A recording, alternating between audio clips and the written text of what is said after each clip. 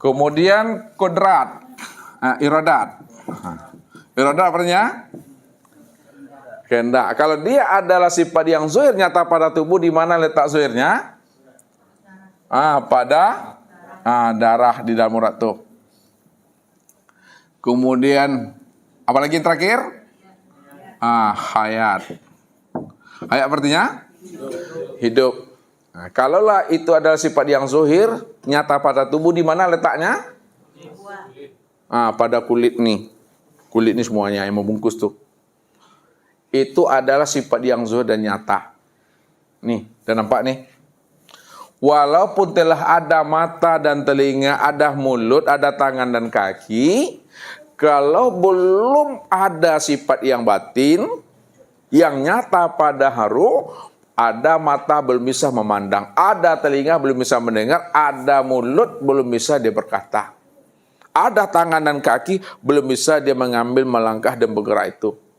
Baru dia ada setelah sempurna sifat yang batin nyata pada haru itu. Baru sempurna dia. Nah, maka sama ini menjadi sami'un. Barulah telinga itu bisa mendengar karena diperdengarkan. Itu maksudnya tuh. Basar menjadi basirun. Barulah mata itu bisa melihat, diperlihatkan. Kalam menjadi kalimun atau mutakalimun? Mutakalimun. Mana Pak Ben ya? Barulah dia bisa berkata. Tuh. Ilmu menjadi alimun. Barulah dia tahu. Kudrat menjadi qadirun. Barulah bisa kuasa. Iradah menjadi, barulah dia bisa kehendak. Hayat menjadi hayun. Baru dia bisa hidup. Itu sempurnanya Bapak Ibu. Nah, ada berapa tuh? 14. Sifatnya tadi ada berapa? 20. Tinggal berapa lagi tuh? 6. Nah, lihat, tinggal 6 lagi.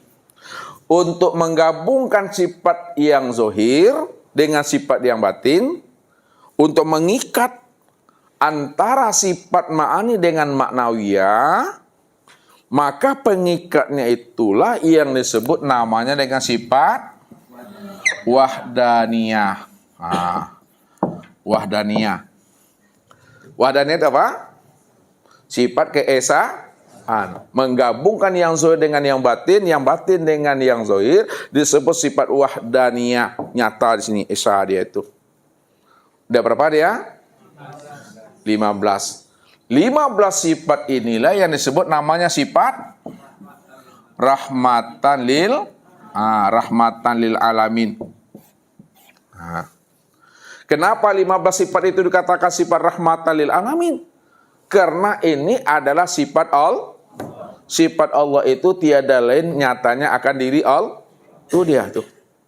Maka orang yang sudah mengenal dan memahami bahwa dirinya ini adalah tajalli untuk memandang nyatanya sifat Allah, maka kalau memandang jadi rahmat, berkata menjadi rahmat, mendengar jadi rahmat, melangkah dan berbuat menjadi rahmat. Itu dah nyatanya akan Allah itu yang sebenarnya.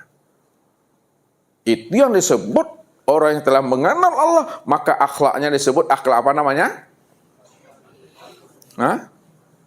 Akhlak apa namanya? Karimun? Karimah? Benar salahnya. Benar salahnya. Coba nyak gagak dulu. Karimah, apa lagi? Mahmuda, apa lagi? Pasti lupa tuh. Enggak ada kambil lagi dah. Bu Siti yang terus gue. Azimah.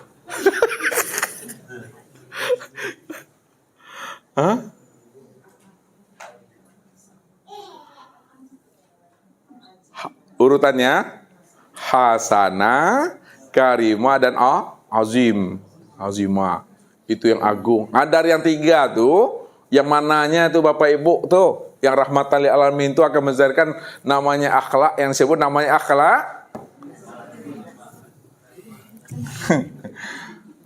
Akhlakul hasanah. Akhlakul karimah. Akhlakul azimah. Hasanah artinya Daniel. Baik. Karimah. Itu dia awak tuh. Yang mulia.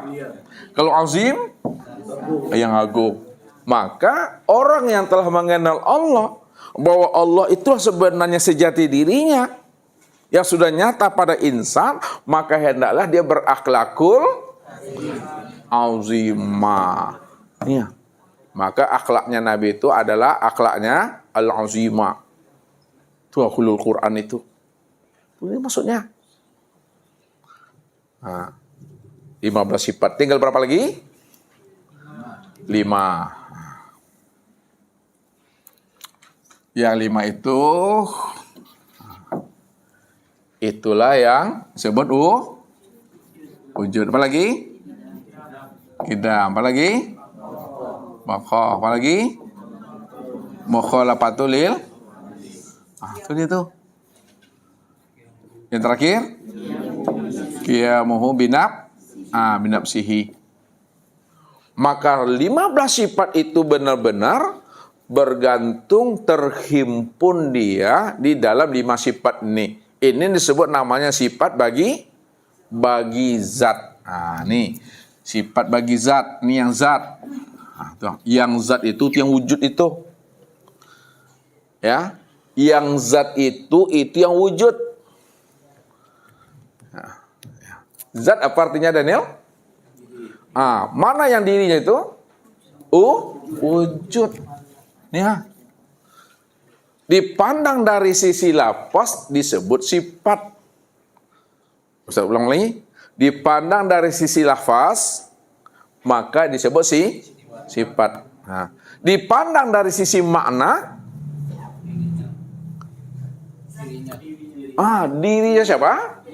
Itu diri Allah, itu yang zat itu. Dari sisi lafaz itu adalah sifat, kan ditulis tuh.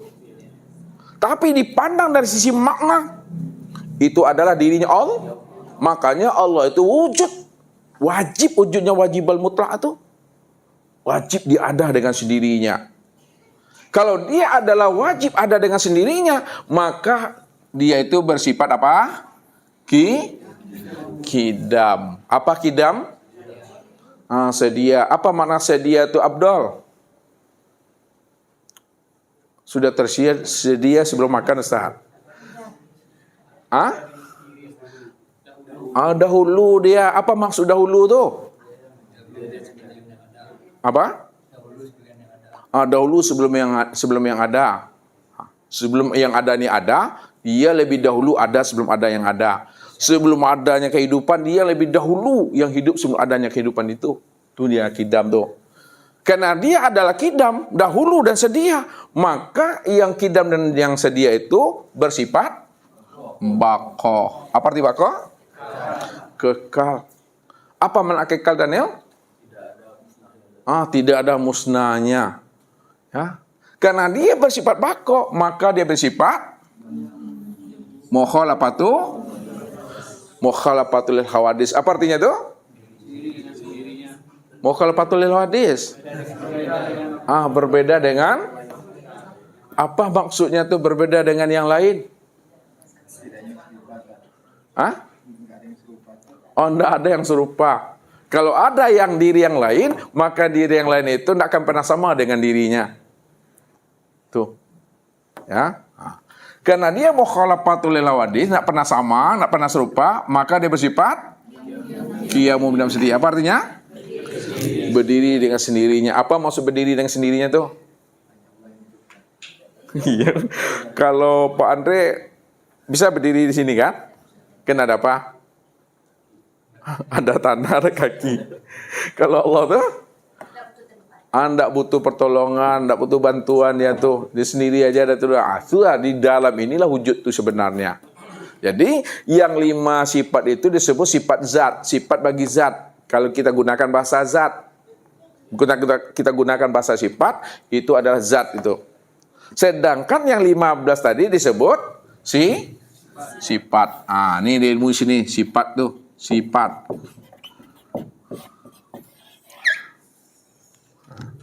Maka kesempurnaan memandang diri zat itu, ya, yang sudah nyata dia, maka nyatanya zat itu berupa insan. Insan inilah disebut namanya sifat zat.